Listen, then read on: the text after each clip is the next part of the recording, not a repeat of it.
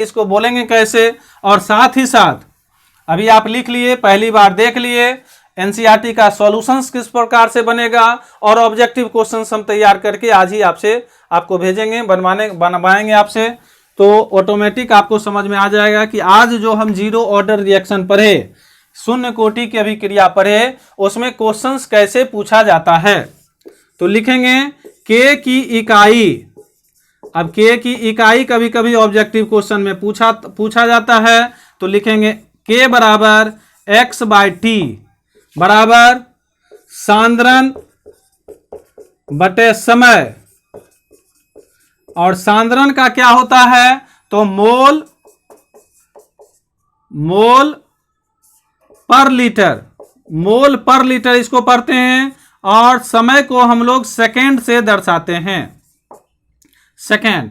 तो क्या हो गया इसका मतलब, के बराबर हो गया मोल, अंग्रेजी में अगर लिखना है तो मोल पर लीटर और पर सेकेंड, ये हो गया आपको शून्य कोटि की अभिक्रिया।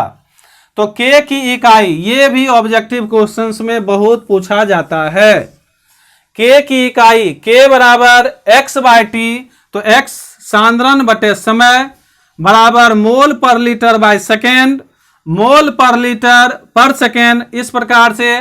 तो ये तो हमेशा आपको याद रखना है, और अगर आपको लगता है कि समझ कर याद रखना है तो समझ कर भी आप याद रखें,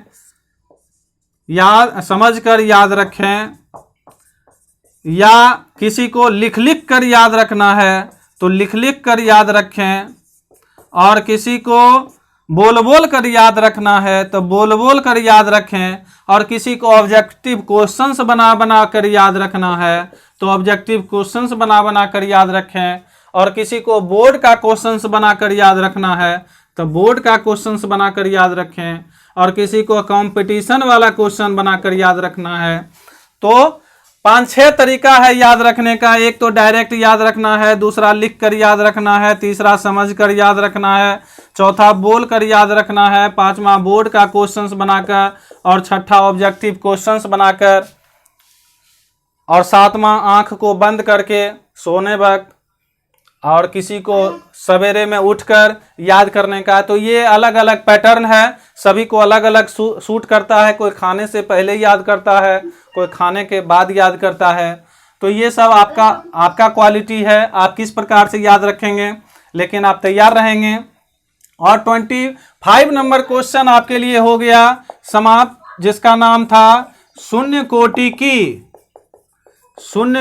की अभिक्रिया, जो था 25 नंबर जीरो ऑर्डर रिएक्शन। ये था आपका टॉपिक। आज नेक्स्ट टॉपिक जो हम आपके साथ डिस्कस करेंगे वो डिस्कस करेंगे 26 नंबर, जिसका नाम है अर्ध आयु। क्या नाम है, अर्ध आयु।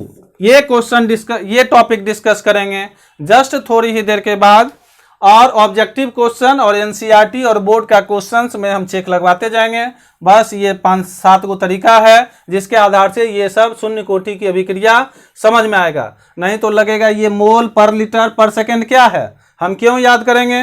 तो डायरेक्ट ऑब्जेक्टिव क्वेश्चन में यही रहेगा ही, ABCD में एक ऑप्शन ये भी रहेगा, तो डायरेक्ट उसी में चेक लगा देना है, जो कि आज ही हम बनवाएंगे आपको किसी टाइम में।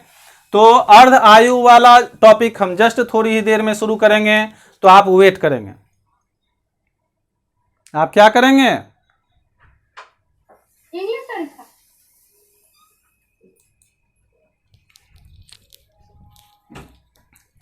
इंग्लिश होगा इसका हाफ लाइफ।